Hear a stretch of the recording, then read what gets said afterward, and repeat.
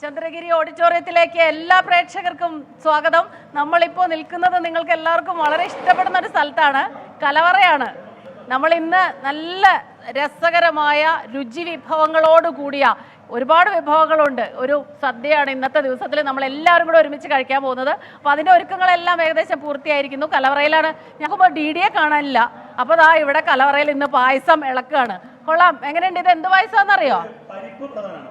പരിപ്പ് പ്രഥമൻ. പിന്നെ ഇഷ്ടമാണോ? പരിപ്പ്, അട, പാലട പ്രഥമൻ എല്ലാം ഇഷ്ടം. ഉണ്ടാക്കാൻ അറിയോ? ഇതാണ് പ്രശ്നം. സ്മിതയ്ക്ക് കഴിക്കാനേ അറിയുള്ളൂ.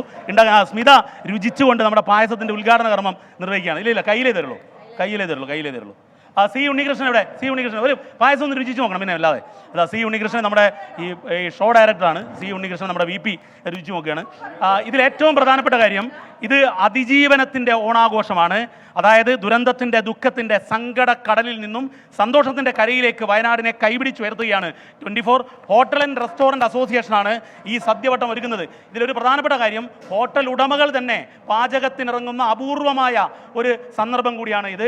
നമ്മുടെ ഹോട്ടൽ ആൻഡ് റെസ്റ്റോറൻറ്റ് അസോസിയേഷൻ്റെ സംസ്ഥാന സെക്രട്ടറി അനീഷ്, നിങ്ങൾ വളരെ നല്ല പ്രവർത്തനമായിരുന്നു ദുരന്ത സമയത്ത് നടത്തിയത്. അവിടെ മെസ്സ്, ആ സങ്കടത്തിൽ നിന്നും നമുക്ക് സന്തോഷത്തിലേക്ക് പോവുകയാണ്. നമുക്ക് വയനാടിനെ കൈപിടിച്ച് ഉയർത്തണം. എന്താണ് പറയാനുള്ളത്?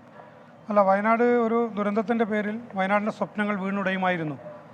ആ ഉടയാതെ കാത്തു സൂക്ഷിച്ച് വയനാടിൻ്റെ അതിജീവനവും വയനാടിൻ്റെ സൗന്ദര്യത്തെയും നുകരാൻ നിരവധി ആളുകൾ ഇനിയും വരണമെന്ന ചിന്തയോടുകൂടി ഒരുപക്ഷെ ആ ദുരന്തത്തിൻ്റെ പശ്ചാത്തലത്തിൽ നിന്ന് ബാക്കിയുള്ള കുടുംബങ്ങൾ കൂടെ, കാരണം ടൂറിസത്തെ മാത്രം ആശ്രയിച്ച് ജീവിക്കുന്ന കുടുംബങ്ങൾ കൂടെ പ്രതിസന്ധിയിലാകുമെന്ന് കണ്ടുകൊണ്ടായിരിക്കാം ഒരുപക്ഷെ 24 ഉൾപ്പെടെയുള്ള. തീർച്ചയായും അങ്ങനെ തന്നെയാണ്. ഈ സദ്യയെക്കുറിച്ച് നമ്മൾ പറയണം.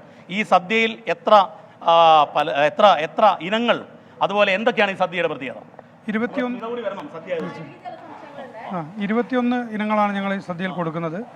ഇത് പാചകം ചെയ്യുന്നത് ആ ദുരന്തമുഖത്ത് നിന്ന് വന്ന അതേപോലെ തന്നെ ഹോട്ടൽ ഉടമകളാണ് പാചകം ചെയ്യുന്നത്.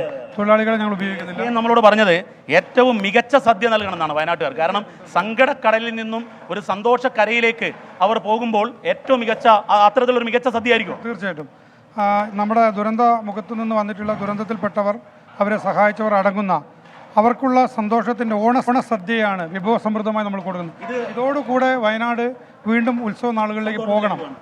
ഇത് അക്ഷരാർത്ഥത്തിൽ അതിജീവനത്തിൻ്റെ ഓണസദ്യയാണ്.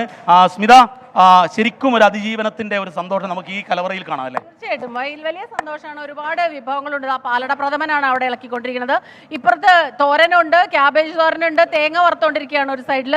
നമുക്ക് അവിയലുണ്ട്. നമുക്ക് ഈ റഷീദ് കൂടെ ഒരു വളരെ പെട്ടെന്ന് ഒന്ന് പരിചയപ്പെടുത്താം. കാരണം അദ്ദേഹമാണ് അവിടെ ഉണ്ടായിരുന്നത് അല്ലെ? ആ സമയത്ത് നിങ്ങൾ എല്ലാവരും ഉണ്ടായിരുന്നു.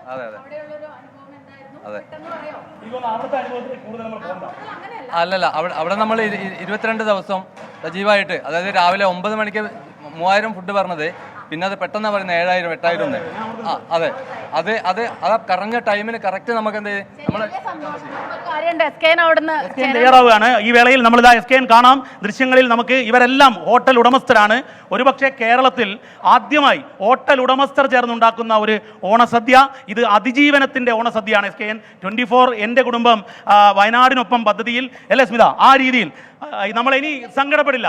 ഇനി സങ്കടക്കടലിൽ നിന്നും സന്തോഷക്കരയിലേക്ക് വയനാട് മാറുകയാണ് SKN ഈ അതിജീവനത്തിന്റെ ഓണസദ്യയോടെ.